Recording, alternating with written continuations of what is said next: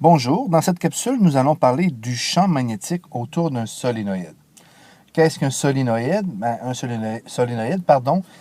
C'est un fil conducteur isolé, enroulé comme un ressort autour d'un noyau. Donc ici, c'est un fil qui est enroulé autour d'un noyau et il revient ici comme ça. Donc, c'est ce qu'on va voir durant cette capsule. On va se poser la question, à quoi pourrait ressembler le champ magnétique lorsque j'ai une bobine de fil? Mais avant de parler de la bobine de fil, regardons s'il n'y a qu'un tour, donc le champ magnétique produit par une boucle.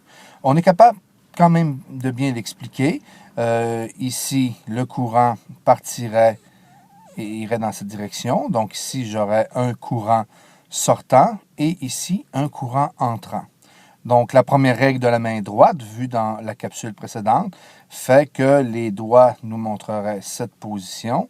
Donc, ici, ce serait la direction des lignes de champ. Ici, le courant étant rentrant, bien, les doigts nous indiqueraient cette direction-là, ce qui fait que le champ magnétique autour d'une boucle aurait l'allure suivante. Après une boucle, on pourra regarder ce qui se passe avec deux boucles. Donc ici, ce serait le sens du courant électrique. On voit ici la direction des lignes de champ. Donc ici, autour des fils, on est capable de les trouver à partir de la première règle de la main droite. Et on voit commencer à se dessiner une certaine forme des lignes qui vont dans cette direction, dans cette direction. Quelques-unes reviennent. Et si on a plusieurs tours, nous avons une bobine et voici ce que nous remarquons.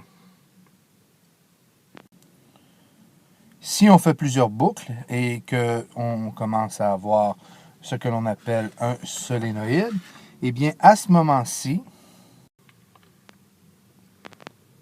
nous remarquons que la forme des lignes de champ autour d'un solénoïde lorsqu'il y a un courant électrique qui traverse le fil ressemble, à celui produit par un aimant droit avec un pôle nord et avec un pôle sud. Donc, on serait capable d'avoir un aimant à volonté. On fait passer du courant électrique, champ magnétique, on arrête de faire passer le courant électrique, plus de champ magnétique.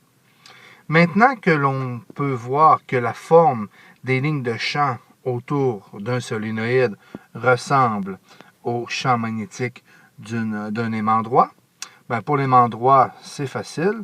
Le pôle nord est toujours du même côté, le pôle sud toujours du même côté, tandis que pour un solénoïde, le pôle nord et le pôle sud vont varier selon le sens du courant électrique et selon la façon dont le solénoïde est enroulé. Pour le trouver, nous allons donc avoir besoin d'une nouvelle règle. C'est la seconde règle de la main droite. La seconde règle de la main droite va nous permettre de connaître le sens du champ magnétique à partir de la main droite pour un solénoïde traversé par un courant électrique. Dans ce cas-ci, dans le cas de la deuxième règle de la main droite, le pouce va nous indiquer le sens des lignes de champ, donc vers le pôle nord, et les doigts doivent suivre l'enroulement de la bobine dans le sens du courant électrique. Donc ici, nous avons à gauche un exemple. J'ai un courant électrique ici qui circule dans cette direction. Si je veux que mes doigts suivent l'enroulement, eh bien mon pouce monte vers le haut. C'est ici la direction. Donc les lignes sortent du nord, entrent au sud. Même chose pour celui qui est à côté. J'aurai une accumulation de plusieurs bobines. Allons faire un petit tour au laboratoire pour le voir un peu mieux. Voici un solénoïde. Un solénoïde, c'est du fil qui est enroulé autour, ici, d'un noyau. C'est tout simplement un noyau de papier. On va se poser la question, quelle est la forme d'un champ magnétique lorsque j'ai une bobine, lorsque j'ai un solénoïde, lorsque j'ai du fil enroulé comme ça autour d'un noyau? Tout d'abord, pour être capable de trouver le sens du champ magnétique, j'ai besoin de connaître le sens du courant électrique. Supposons qu'ici c'est la borne positive et qu'ici c'est la borne négative. Eh bien, le sens du courant électrique va du plus vers le moins. Donc ici, le sens du courant électrique sera dans cette direction. Donc le courant électrique va venir dans la bobine, va passer sous, va enrouler et va revenir ici à la borne négative. Comment est-ce que je fais maintenant pour connaître le sens des lignes de champ autour d'un solénoïde lorsqu'il y a un courant électrique qui circule? C'est la seconde règle de la main droite. Donc on a besoin pour ça de notre main droite.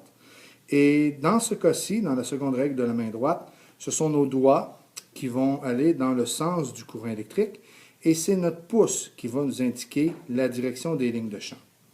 Si je regarde ici cette bobine et que je veux que mes doigts suivent le courant électrique, ici j'ai une seule possibilité. Si je veux que mes doigts suivent le courant électrique, je dois passer sous la bobine pour passer par-dessus. De sorte que ici, mon pouce indiquerait cette direction.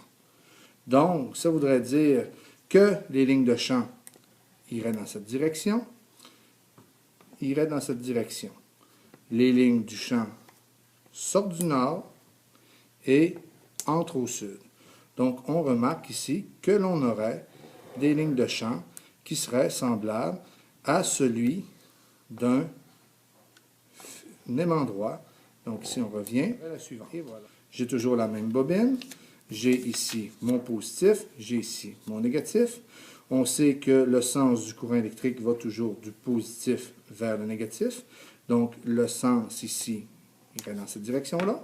Toujours la deuxième règle de la main droite. Mes doigts vont dans le sens du courant électrique. Cette fois-ci, si je suis le fil, tout le monde voit que je passe par-dessus le cœur. Donc, si mes doigts suivent le sens du courant électrique, je passe par-dessus comme ça, de sorte que la direction de mes lignes de champ, elle va dans cette direction-là. Donc, les lignes de champ vont sortir ici, vont entrer ici, vont sortir ici et vont entrer ici. De sorte que j'ai ici un pôle nord et ici un pôle sud. Donc voilà, ce serait la forme de mes lignes de champ autour d'un solénoïde lorsqu'il y a du courant électrique qui circule. Maintenant, quels sont les facteurs qui influencent la force d'un électroaimant? Eh bien, il y a trois choses qui vont faire varier la force d'un électroaimant. La première, c'est la nature du noyau. Donc ici, si je fais passer, si j'enroule du fil autour d'une tige de bois et que je regarde un peu la force du champ magnétique produite et que je la compare à le même enroulement mais autour d'une tige ferromagnétique, une tige de fer, eh bien je vais remarquer que lorsque le noyau est ferromagnétique, la force du champ magnétique est de beaucoup augmentée. Le deuxième facteur qui va influencer sur la force d'un électroaimant, c'est l'intensité du courant électrique. Plus l'intensité du courant électrique sera élevée, eh bien, plus la force du champ magnétique sera grande. Et le dernier facteur, c'est le nombre de tours que l'on appelle N, le nombre de tours, ou des fois vous allez entendre un nombre de spires.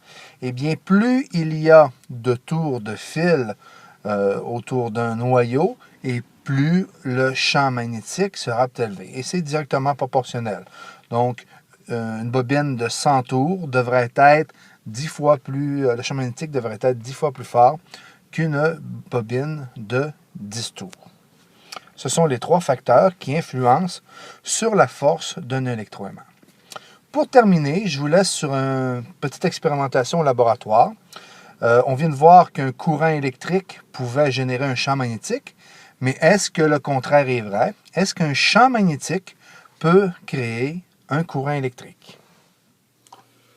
On vient de voir qu'un champ magnétique pouvait être créé à partir de la circulation d'un courant électrique. On va se poser la question maintenant du contraire. Est-ce qu'un champ magnétique peut créer un courant électrique? J'ai ici une bobine. Si on regarde la bobine, je vois ici le fil de cuivre qui est enroulé. Donc, il y a énormément de tours. Okay, et le fil électrique revient ici. Donc, ce qu'on va vouloir faire, c'est à partir de ce solénoïde-là, faire passer un champ magnétique à l'intérieur et vérifier s'il y aura la production de courant électrique. Pour ça, on va utiliser un galvanomètre. Un galvanomètre, on pourrait résumer ça comme étant un compteur d'électrons. Donc, il va nous permettre de voir s'il y a du courant électrique qui va circuler dans ma bobine. Donc ici, je connecte le tout. Donc la bobine ici, le solénoïde est relié au galvanomètre. On remarque immédiatement que l'aiguille ne varie pas. Il n'y a pas de courant électrique qui circule dans ce solénoïde-là. Maintenant, je vais prendre un aimant. Si je prends un aimant droit, c'est un pareil à celui avec lequel on travaillait en classe, tout ce que je vais faire, je vais venir l'inclure et le sortir de la bobine.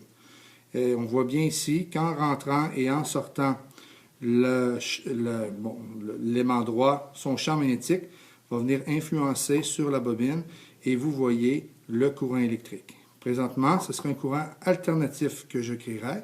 D'un côté, quand je rentre, on va d'un côté, quand je ressors, on va de l'autre côté. Si je rentre et que je ne bouge plus, il n'y a plus de vibration. Si je ressors et que j'entre, à ce moment-ci, si on est capable de faire ce mouvement-là très rapide, on produit présentement du courant électrique.